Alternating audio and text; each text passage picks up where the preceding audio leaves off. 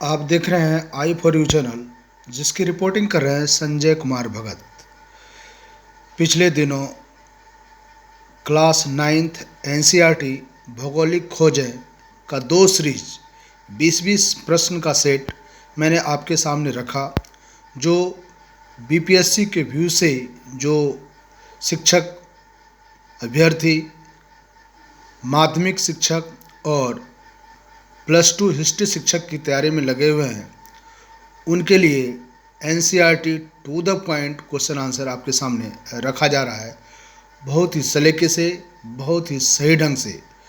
और आपने दोनों सीरीज को देखा और मुझे काफ़ी आपने प्यार किया, आपने मेरे चैनल को सब्सक्राइब किया है, इसके लिए बहुत बहुत धन्यवाद।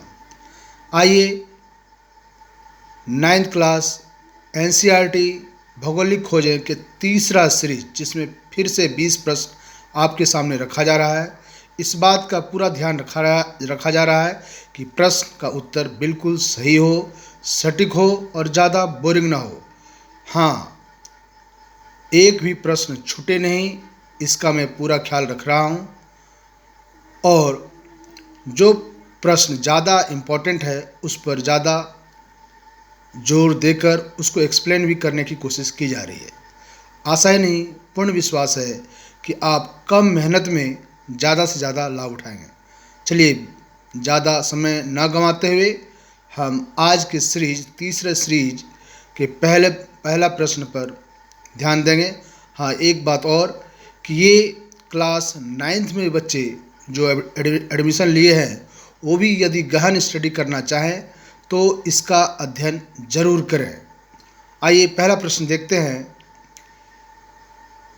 किसकी यात्रा से पूर्व यूरोपियों को अमेरिकी महाद्वीप के बारे में कोई जानकारी नहीं थी? हाँ मेरे दोस्त, किसकी यात्रा से पूर्व यूरोपियों को अमेरिकी महाद्वीप के बारे में कोई जानकारी नहीं थी? तो वो यात्री थे कोलंबस। क्रिस्टोफर कोलंबस की यात्रा से पूर्व अमेरिकी महाद्वीप के बारे में लोगों को कोई जानकारी नहीं थी। और चलिए दूसरा प्रश्न लेते हैं। वास्को डिगामा द्वारा भारत से लाए गए वस्तुओं को कितने गुना मुनाफे पर यूरोपीय बाजारों में बेचा गया? तो सही जवाब है 26 गुना, 26 टाइम्स। बहुत ही गौर करने वाली बात है। तभी भारत उपनिवेश का शिकार हुआ, क्योंकि आपको पता है कि भारत उस समय विशेष रूप से मसाले का केंद्र था। यहाँ के मसाले विदेशियों को बहुत भाते थे, बहुत पसंद आते थे।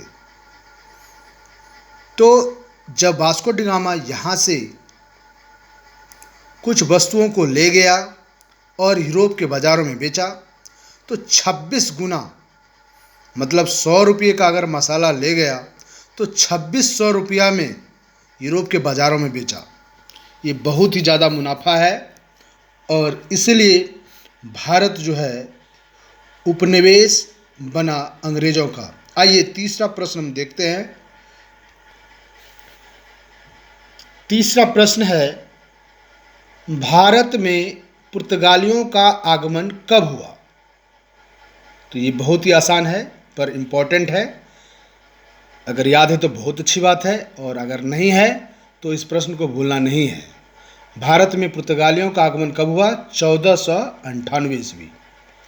चलिए अगला प्रश्न लेते हैं। अंग्रेजी ईस्ट इंडिया कंपनी की स्थापना कब हुई? अंग्रेजी ईस्ट इंडिया कंपनी की स्थापना कब हुई? तो उत्तर है 1600 ईस्वी। 1600 ईस्वी में अंग्रेजी ईस्ट इंडिया कंपनी की स्थापना हो गई थी। ये एक व्यापारिक कंपनी थी, ब्रिटेन की एक व्यापारिक कंपनी थी, जिसकी स्थापना 1600 ईस्वी में हुई थी। हालांकि कई कंपनी भारत आई, लेकिन ईस्ट इंडिया कंपनी का भारत में बहुत ही दबदबा रहा, मोनोपोली रहा। चलिए आगे देखते हैं और कौन कौन सी कंपनी आई। भारत में डच कंपनी की स्थापना कब हुई? तो भारत में डच कंपनी की स्थापना 2 साल के बाद हो गई, क्योंकि 1600 में ईस्ट इंडिया कंपनी की स्थापना हुई और 2 साल के बाद डच कंपनी की स्थापना हुई। और तीसरा हम देखते हैं कि डेनिश कंपनी की स्थापना कब हुई। तो डेनिश कंपनी की स्थापना 1616 ईस्वी में हुई। तो ये लगातार देख रहे हैं 1600, 1602, 1616। तो ये तीनों कंपनी कुछ ही समय के अंतराल भारत में आई है। 1600 में ईस्ट इंडिया कंपनी, 1602 में डच कंपनी और 1616 में डेनिश कंपनी। अगला प्रश्न देखते हैं, फ्रांसीसी कंपनी का आगमन भारत में कब हुआ? 1664 ईस्वी में। फ्रांसीसी कंपनी का आगमन भारत में कब हुआ? 1664 ईस्वी में। और स्वीडिश कंपनी का आगमन भारत में कब हुआ? स्वीडिश कंपनी, तो सही जवाब है 1731 ईस्वी में। 1731 ईस्वी में। तो कई कंपनी होगी जो भारत आई थी, लेकिन इसको आप याद कैसे रखेंगे?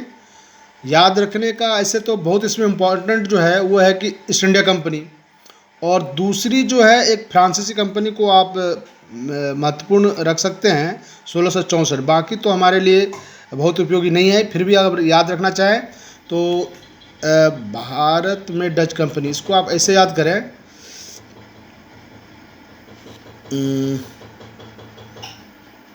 East India company 1600। हाँ, अंग्रेजी ईस्ट इंडिया कंपनी, इसका पहला अक्षर ऑ ले लें, और अगर भारत में डच का डॉ ले लें और डेनिश का डे ले लें तो हो गया अड्डे। अड्डे पर फ्रांस और स्वीडिश कंपनी, अड्डे पर बैठी है फ्रांस और स्वीडिश कंपनी। आप इस तरह याद कर सकते हैं।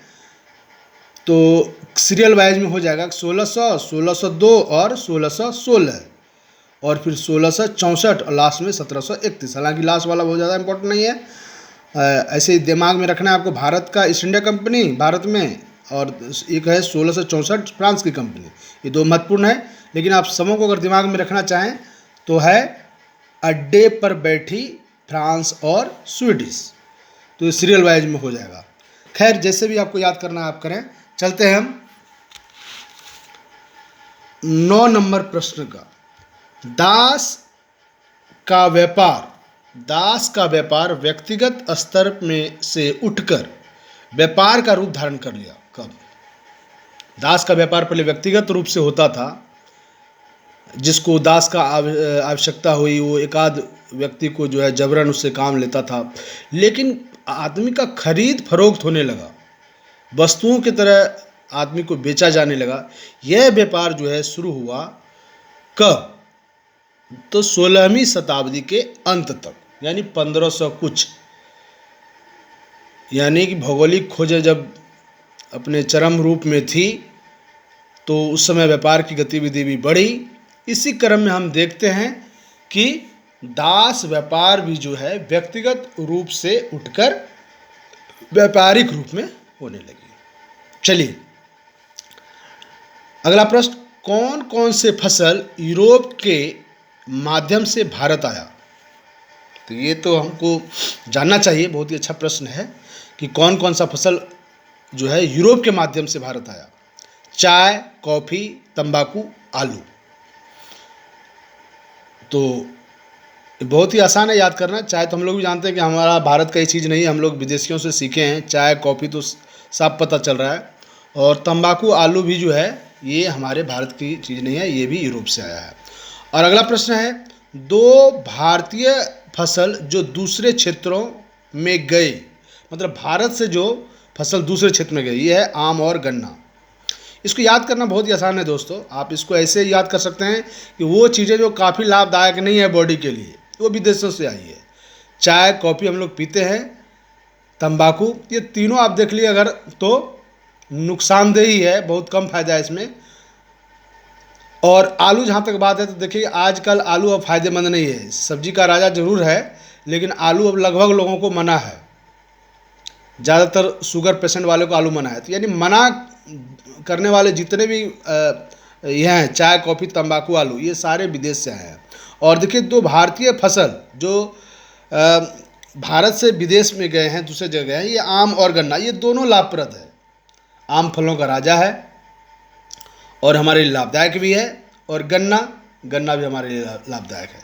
तो आप इसको भी इस ढंग से दिमाग में बैठा सकते हैं। चलिए अगला प्रश्न, दास व्यापार का बहुत बड़ा केंद्र कौन था? दास व्यापार का बहुत बड़ा केंद्र, ऐसे तो इस चैप्टर में पूछा गया कि क्या लिस्बन दास व्यापार का केंद्र था? तो सही जवाब है, डायरेक्ट आंसर इसका इस पाठ में नहीं दिया है। तो इसकी तहकीकात करके, मैंने खोजबीन करके, जांच परख कर इस आंसर को लिखा है कि दास व्यापार का बहुत बड़ा केंद्र लिस्बन था। आप इसको सही से इसको स्मरण कर सकते हैं। अब अगला प्रश्न है 13वां प्रश्न, भारत अटलांटिक महासागर के पूर्वी तट पर स्थित है या नहीं? यह भी एक क्वेश्चन कन्फ्यूजिंग है। बहुत सारे लोग इस प्रश्न को पूछते हैं। तो बहुत जगह इसका आंसर हाँ लिखा है, बहुत जगह नहीं भी लिखा है।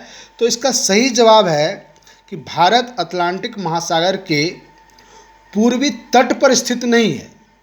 यह पूरब में जरूर है। अटलांटिक महासागर के पूरब में अगर देखा जाए तो अफ्रीका है, यूरोप है, ये तट पर है। अफ्रीका महाद्वीप और यूरोप ये तट पर जरूर है, लेकिन भारत जो है ये तट पर नहीं है, बल्कि अफ्रीका के बाद जो है ये आता है हिंद महासागर में भारत आता है। तो ये सही जवाब नहीं है।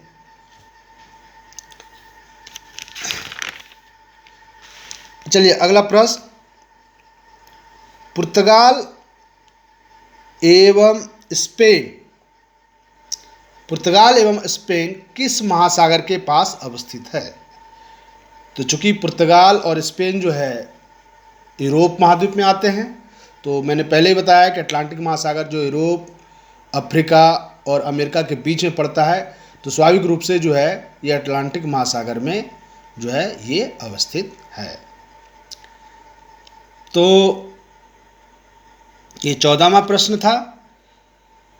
चलिए अब जो है आपका इस पार्ट से भौगोलिक खोजों से ये पार्ट जो ऑब्जेक्टिव जितने थे, अब इसके बाद एक भी प्रश्न नहीं बच जाता है मेरे व्यूअर्स। बहुत ही कम समय में आपने एक पार्ट समाप्त कर लिया, आपको बधाई। हमको काफ़ी खुशी हो रही है कि बहुत ही आसानी ढंग से आपने यह तैयार कर लिया। और मेरे 9th क्लास के स्टूडेंट आपको भी काफ़ी बधाई कि कम समय में मुझे लगता है 20-20, 40, 10-50, 54 क्वेश्चन ओनली इम्पॉर्टेंट क्वेश्चन है, और इसके बाहर एक भी क्वेश्चन अब नहीं आने वाला है।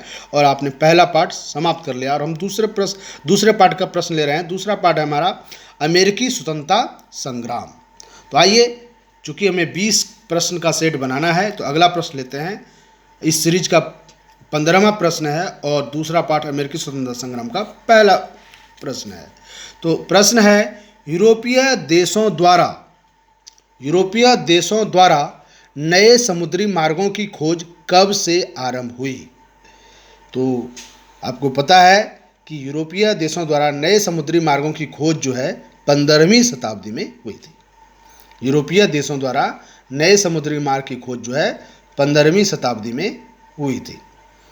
आइए अगला प्रश्न देखते हैं।